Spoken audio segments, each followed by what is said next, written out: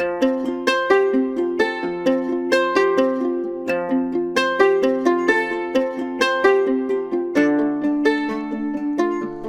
world! I'm the Titch Macau Bible teacher. And I'm Alex. And we're here today with another episode of Generations. The place where all ages can think about life and God and everything. Yes. So we have some brilliant friends to join us today. But first, we have a question for you. And the question is...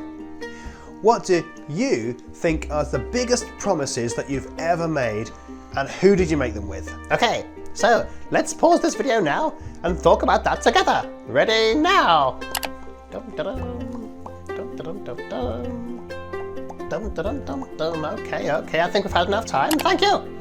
Okay, one more thing. Before today starts, you're going to need to go and get a piece of paper, and you're going to need to draw on it 2 large bags. Doesn't matter what kind of bags you have, as long as you can write things inside your bags on your piece of paper. Great!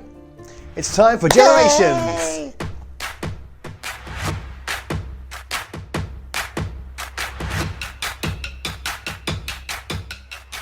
Hello everyone! I wonder who will be... It's me, world! The bleakness of your lives is rescued as I, Blondie McGinger, world-class entertainer, Vegas diva, spiritual mother, and dark troubled beauty, shine onto your screens once more. Hello Blondie. Couldn't wait to get onto the screen again, I see. You're lucky I'm here, Toots.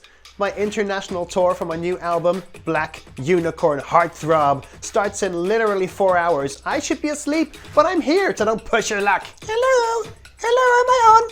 Can you see me? You are here, Tiny Gerald, but no, we can't see you because you're too small. Oh, yes, Tiny Gerald, we can see you very easily. Hello. Hi, everyone. Oh no, Alex is here. Hello, Alex. Hi, Gerald. Are you okay? Yes, thank you. Okay, so what are we here to talk about, people? I have a schedule and a pizza. Today, we're going to think about promises. Tell me, have you ever made a really big promise? Yes. Let's hear about mine, shall we? Okay, so I was like 2 years old, and I was already super amazing, and I promised myself that I was gonna conquer the world with my incredible music, and my good looks, and my spiritual depth, and my exhausting personality, and I was gonna dominate the Oscars, and the BAFTAs, and the Emmys, and the MTV, and the Golden Globes, and Hello Magazine Personality of the Year Awards, and Crufts. And I made this promise to me, since there was no one else who was like good enough to promise to. And I'd done it all of it by the time I was 16. Okay, your go! Wow, Blondie, that's amazing. I know. Well, I can't get any better than that. Mine seems really small now. What's your promise, Tiny Gerald? Yes, tell us. I'm honestly not that interested, but you may as well speak. Oh, well, 2 years ago, on a New Year's resolution, I promised my friend I was going to start being a bit more kind to other people. So every day for the last 2 years, I have written a card for someone before I go to bed, and I post it the next day. Wow, what do the cards say? Oh, they're only small, just like me. They say things I like about the person, or a nice memory I have of them, and I'm sure it doesn't make that much of a difference. And have you missed any days, Tiny Gerald? Nope. So, let me get this straight. You spent 2 years sending out a card every day. That's 365 cards a year. Yeah. That's 730 cards. Well, it is quite a lot when you put it like that, Titch Macau. Wow, that's amazing, Tiny Gerald. My biggest promise was to someone else. I promised the beautiful girl who was my girlfriend that I was going to be there for her. I was going to love her, whether we got sick or stayed well, whether we had loads of money or no money, whether the world got better or the world got worse. All of the days of my life. It's called getting married. Wait, so I married you? Oh my gosh, that was brave of them. Oh, Alex, that's wonderful. A marriage is exactly like a promise between two people. You give each other a ring. Oh no, we were right there with each other, Letitia. We didn't need to call each other. No, she means a wedding ring, not did you phone her? Oh, sorry, yes, we did that, yes. A ring was like a physical way to remember our marriage promises. In fact, my wife and I both have exactly the same ring, same design.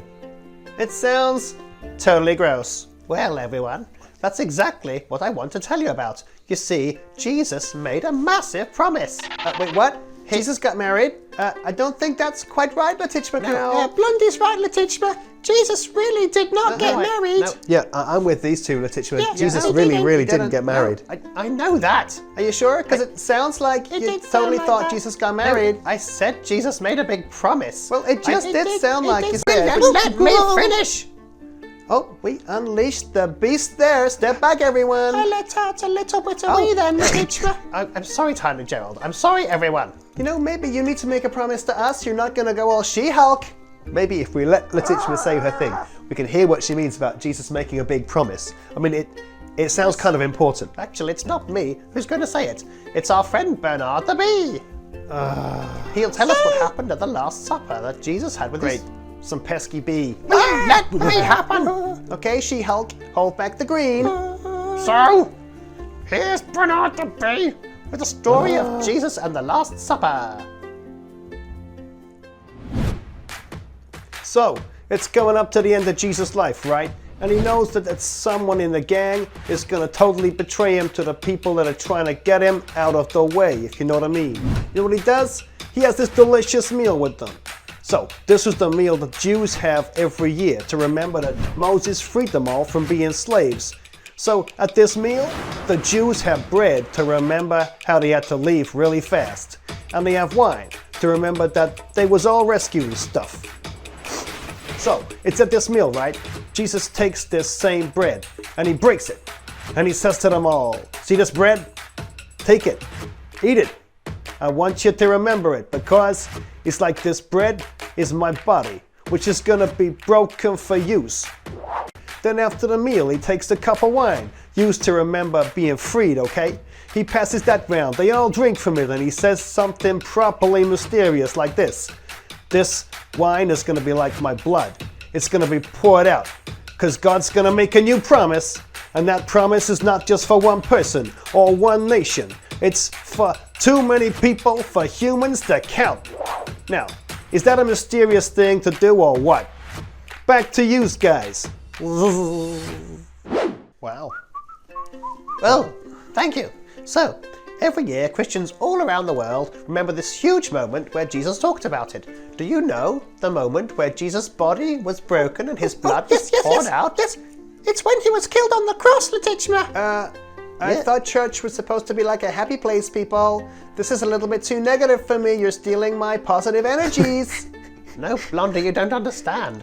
It was terrible for Jesus, but it was wonderful for people, for the rest of humans.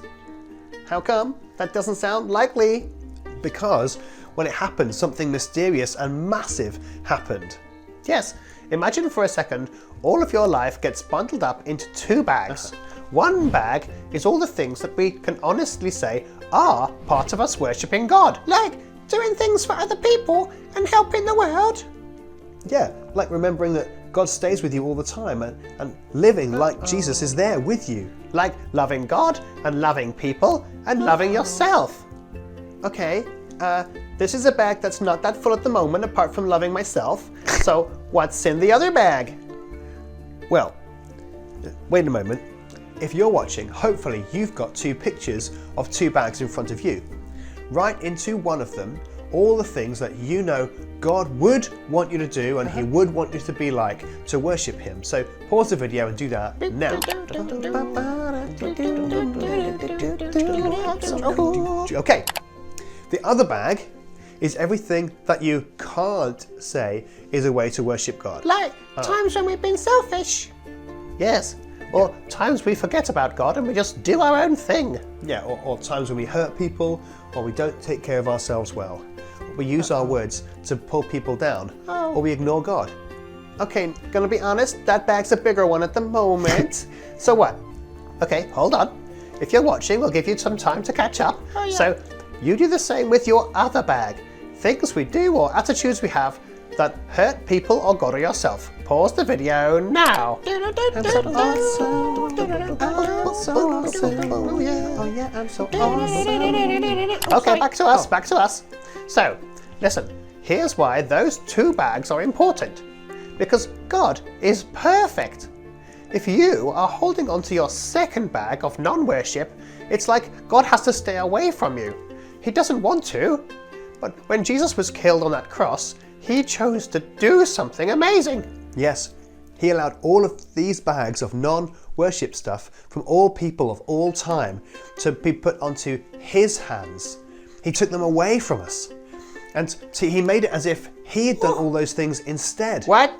That does not sound fair at all. He died to take all of my non-worship stuff away? Yes, the Bible calls it sin, Blondie. So now when God looks at me, does he see me only holding my good bag? Yes, only holding the bag that has in it your worship life. That's amazing. Oh, it makes me feel amazing. Yeah, it makes me feel a bit guilty, I'm not going to lie. That's what Easter's all about, Blondie. Jesus dying to take away all of those bags of rubbish from everyone who's ever lived, lives now, and will ever live. And as soon as you ask him, he makes it true for you.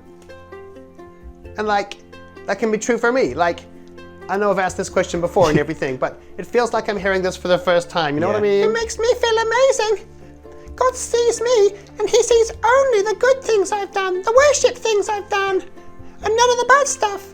I want to thank him. How can I thank him? He wants you to thank him by changing how you live, Gerald. To live like Jesus. Oh, Blondie, when you realize your mistakes and you turn and you ask God to forgive you, with your promise to him that you'll try to live differently, he makes that promise of forgiveness real for you. And because it's all been taken away, God can come and live right in your soul. And that is the Easter promise. That's what the bread and the wine are all about. I love all this is so important. I think I really feel different on the inside of me. Okay, well, Blondie needs her What? beauty sleep. Speak for yourself, honey. And we've all got places to be. Goodbye, everyone. Yes, so long. Bye. Goodbye.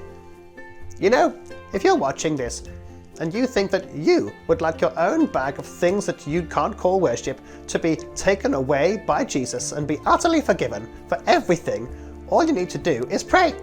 Simply pray something like this. Father God, I know I've lived a life of mixed things. Some of them have had you in mind and some haven't. Some have blessed people, some have hurt people. Some have hurt myself. I want to change. Please will you forgive me and come and live inside me to help me live a life that's always a life of worship. You know, if you prayed that or something like that, that's what people call becoming a Christian. Why don't you message Alex or tell someone else who's a Christian and they can talk more about what it means. Happy Easter. Goodbye. Bye. Goodbye.